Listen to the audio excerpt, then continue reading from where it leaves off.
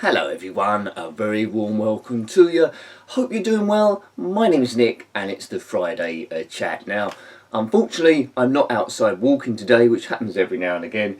It's not because of the weather, although it is quite grey and windy out there.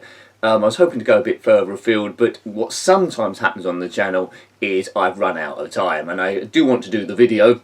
So here it is. So occasionally we have an inside one. One day, hopefully, working towards it very slowly if I'm full time, we'll have a lot more time and I should be okay. But we can still have a bit of fun, still got a few things to say. If I get ahead of myself, I do want to go a bit further afield. There is a walk I've got in mind through more wooded woodlands. What's a more wooded woodland? Oh well, okay. Now, also as well, I'm up against it a little bit with this video because there's quite a lot of noise in the house. I've had to close doors a few times to silence noise from other stuff, and then I go down 5 minutes later and the door's back open again. So apologies about that. It's not been very cooperative. But it's the Friday chat. I hope you've had a good week there. Thank you to the members that's keeping this channel running, and also if you've subscribed or watched a few of the videos this week, then massive thanks to you. All about beating stress, of course, having a bit of fun with the videos. It's never expert gameplay, there's a lot of nonsense chat, and we have a bit of fun. So what games have we been looking at this time? Well, there's been 6 games, as we tend to do. 3 ZX Spectrum ones and some others also. Now I'll do a quick recap on these, so in case you want to track those down, you can have a watch at the video and show them some love. So on the ZX Spectrum, we had a look at Darius Plus last Saturday. It was a horizontal scroller shooter. I enjoyed the game when I had a poke on for infinite immunity there, but the sprites were maybe a little bit too big. It's very, very colourful. It's a work of art, really, and the end of level bosses are excellent on this, based on like a marine theme. You're fighting a giant octopus or a giant squid at the end. But the sprites are a little bit too big to manoeuvre around the map safely, and you died quite quickly. R-Type is a bit better, although it's a very tricky game as well. So that was a horizontal scroller shooter, best played with a poke on unless you're super cool. Now the other game we looked at, I think previously we looked at Titanic Blinky, which you take the role as a ghost. This game was before that in the series. I think there's only 2 Blinky games. This was Blinky's Scary School. It's a platformer and I found it a little bit annoying, only because the game mechanic, sometimes when you jump on onto ledges, if you don't hit them dead centre, you will bounce back off in the other direction. The idea of the game is you must take various objects and dump them at various places in order to re-haunt a castle so it can't get bought by an eccentric US billionaire. I don't think it's based on a true story, that one. Okay. Also as well, we've looked at, in the course of the channel, over the 8 years or so, maybe getting on for 9 years, we looked at a few Manic Miner mods and Jet Set Willy mods, and they started off first of all of being quite basic, just basing tweaks to the actual rooms. Now they're getting quite advanced. This one we looked at was Manic Panic, which re-engineered it a little bit. The screens are different. Instead of the your oxygen or air going down horizontally on the bottom, it's now put vertically on the right, and they've also integrated in Manic Panic. Normally in Manic Miner, if you touch something you're dead. Here you just lose a bit of strength, so it's incorporated into like a health gauge, so you can drop a bit further without necessarily dying, and every time Manic Miner lands, Miner Willy, there's a few pixels come off his feet that blast off as well. So that's pretty cool there. Manic Panic, I really recommend that game. Starts off fairly easy, so he was always frustrated with Manic Miner, but like the look of the thing, then this is a lot more kinder to you, so do check out that review. On the Commodore Amiga, we looked at a game, well, it's a public domain game, plays quite fast, has musical popcorn playing through it. It's called Pengo. Essentially you have to move ice blocks around the screen to crush enemies, but the real aim of the game is to align 3 red crystals to get to the next stage. It moves very, very fast. It would have been worthy of a commercial release, I believe. It would have provided great value there. We've looked at quite a few, on the Spectrum at least, Pengo variants. Frantic Pengo was a homebrew. There was Go Bear Go, which was a cover tape, and also the legendary Quick Snacks. It's good to see it directly on the Commodore Amiga as well, although it is a little bit fast. You need really top reflexes there. On the Commodore 64, I'm having a little bit of trouble with the emulator. Some games work straight away, some games waste a bit of my time to try and get them working. And as we know on this channel, time is something I haven't got, because I try and put up as much as I possibly can. So I'm not quite sure if we'll be doing Commodore 64 games that regularly. I don't think a live stream is that close, because it would be quite problematic. But anyway, we looked at quite a basic game called Escape by Quicksilver. Already looked at this on the ZX Spectrum, which I loved on the ZX Spectrum, and this plays very, very similar.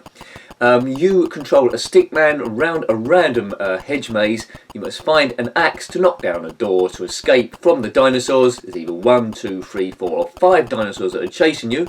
If it gets up to 5 dinosaurs, it does get rather hectic.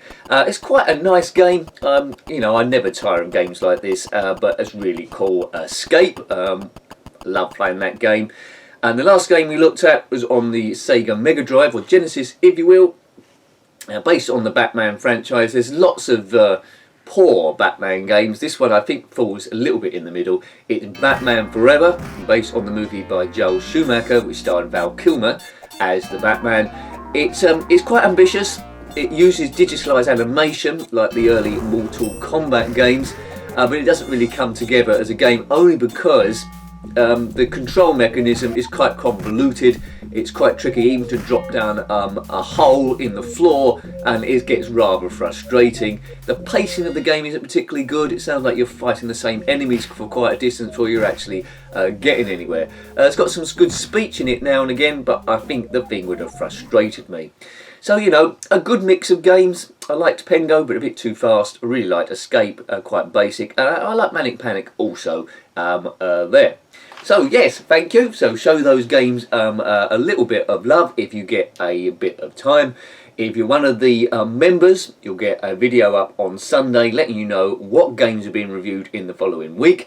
If you want to become a member, click on the join button. It won't commit you straight away, but there will be some information there from a video by me letting you know what it's about. And if you do choose that, then thank you very much. Don't feel pressurised though. This channel is primarily there to try and beat stress with no obligation. If you can do that, that will help the channel continue. So thank you very much in that final aim to try and go full time. Is it possible? Sometimes I very much doubt it, and other times I think it's okay. But you know, don't get too excited, Nick. Don't get too excited, because you know, each day as it comes. Now I've got a few things I want to talk to you about today. We won't be seeing any trees going past on this one. The first one, because I try and involve some gaming news if I can. Now, running any kind of gaming channel is a bit of a long haul thing. It takes a lot of effort, a lot of time. Also as well, I believe you have to be honest to build up trust and respect for the people viewing the videos. Their views are important, and I say I care for your well-being as well, and I think that's very important to be genuine, which I try and come across as. Now this story I recently read really shocks me. I don't know if people get maybe a bit too desperate and push it a bit too much. I know there's many channels that buy subs and views and that sort of thing, but makes it harder for legitimate channels to grow, and they sometimes give up. But this one was a real big shocker. You might have heard this story already, but I'll touch on it. It's to do with a Twitch gamer, a Rocket League gamer called Miss Dirty Bird. Now, you're not going to believe this really if you haven't heard it already, but essentially, there's a bit of noise coming from downstairs again, sorry. Essentially, she told her viewers that she had brain cancer back in January 2021. I think she faked pictures or videos of her going to the doctors regarding this. Obviously people felt for her, because if you're watching a channel for any length of time, you do have a certain amount of attachment, because you bought your time, you bought into the story. There's people feeling sorry for her. She was continuing gaming, and people were supporting her for what she was doing, and she's building out a community around this as well.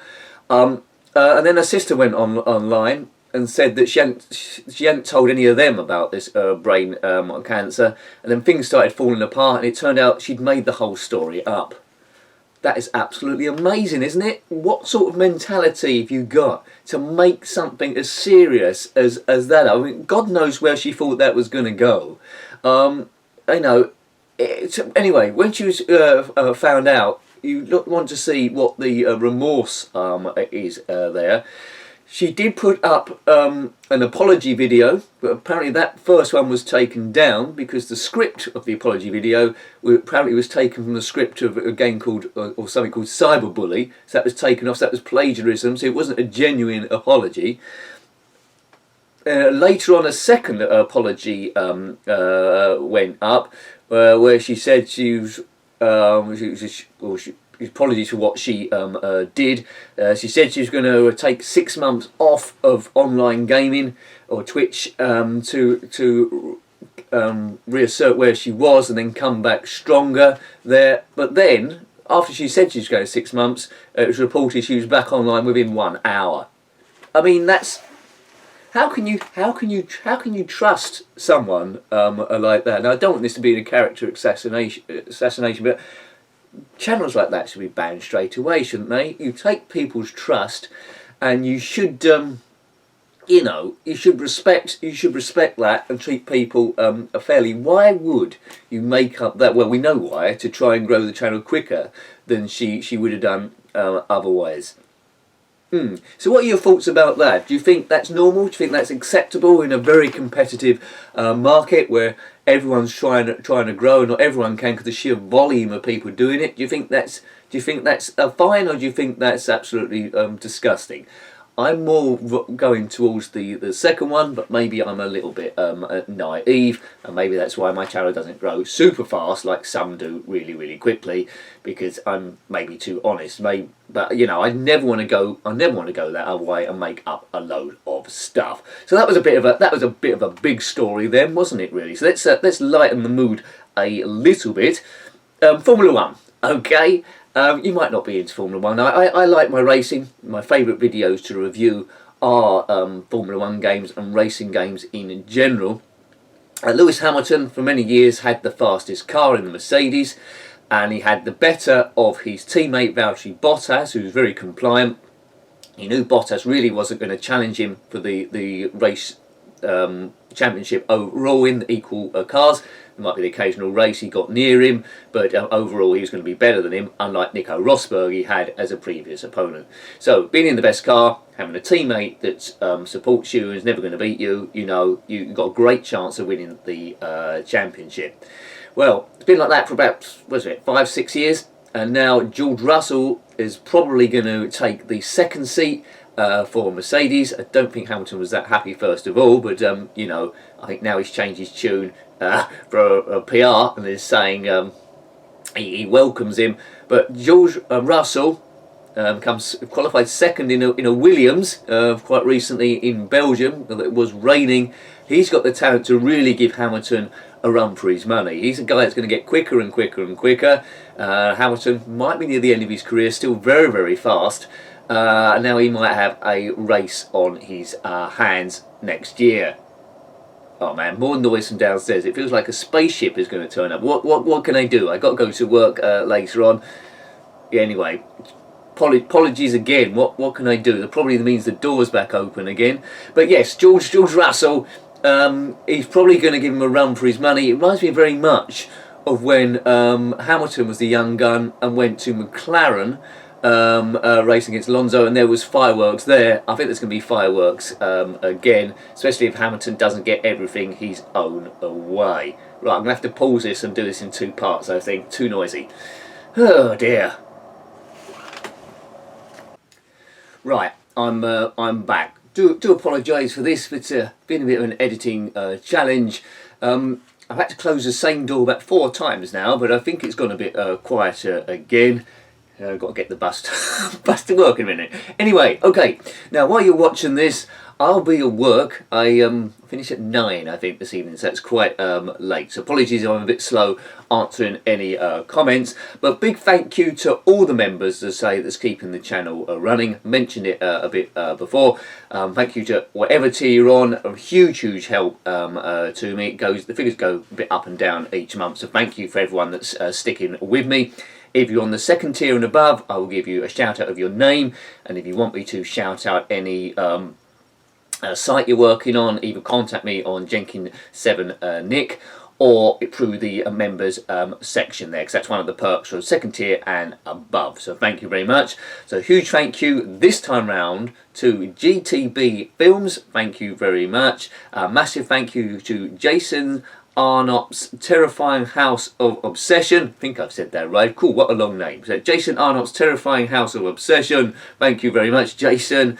Big thanks to David Harakawa, Neil Barrett, thank you, Ratty, Malad1, Ozone 1255, thank you very much. Huge thank you to Al Fairweather and Torquemada, thank you. Still don't know if I'm pronouncing that right, but thank you anyway, Torquemada, huge thank you.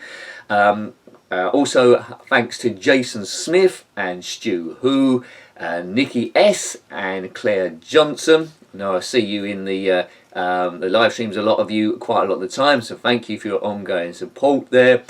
Sorry if I'm going a little bit quicker, I just feel there's going to be a load of noise at any point. Big thank you to What Ho Snorkers, John Roby and Jeffrey Searby, thank you. Also thanks to Steve Norman.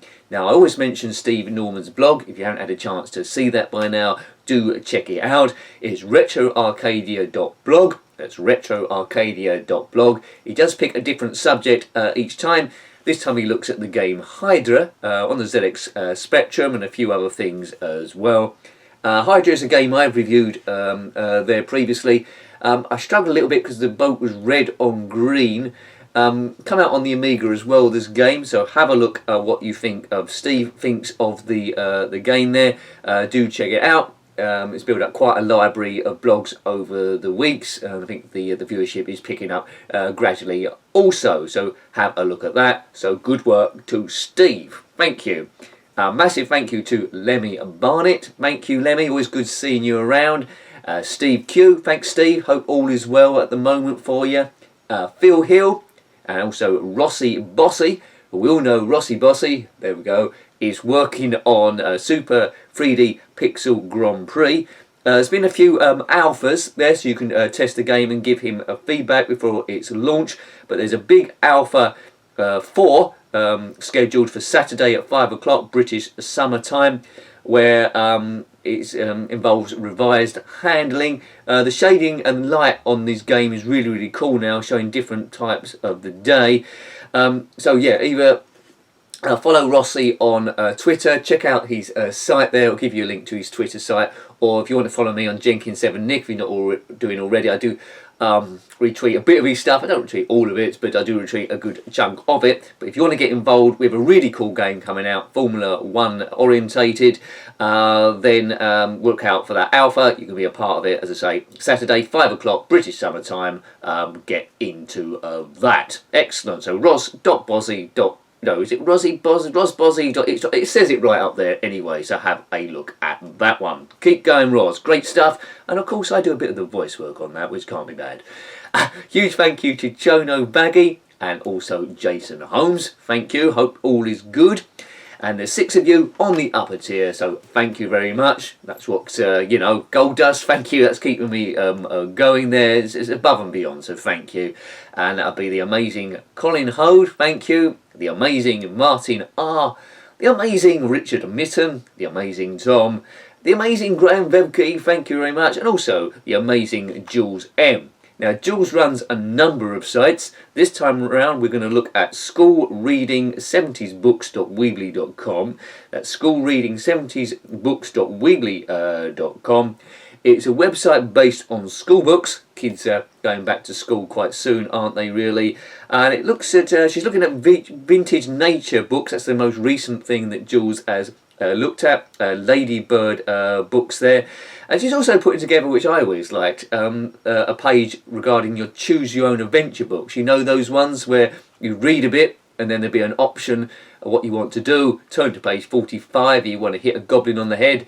Say turn to page 68 if you want to make the goblin a milkshake. And then you'll see where the story went. That might not have been an official Choose Your Own Adventure book, but there we go. If you go to school reading 70sbooks.weebly.com, there's a menu down the side. If you click on C, I think Jules said, it'll go to the Choose Your Own Adventure page that is in the process of putting together. So have a look at that. Good stuff. So yes, so thank you everyone. As I say, sorry this wasn't outside this time and the video is a bit disjointed, going to be a bit of an editing thing, which I didn't need because I'm a bit short of time. There'll be a couple of ZX Spectrum videos on the channel tomorrow. Members will know what they are. A couple of videos on Sunday also. So take good care of yourself. We're in September now, aren't we? I don't know when it starts getting a bit darker there, but if it starts getting darker, sometimes I struggle when it gets a bit dark, less light on me because I produce less vitamin D. I'd have to start taking my supplements to keep my happiness up, which I know this now as well. So look after yourself, have enough water, all that stuff your mum would say to you. And till next time, take great care of yourself, as I say, and a very fond goodbye. Goodbye. Goodbye, E. And Jenkin.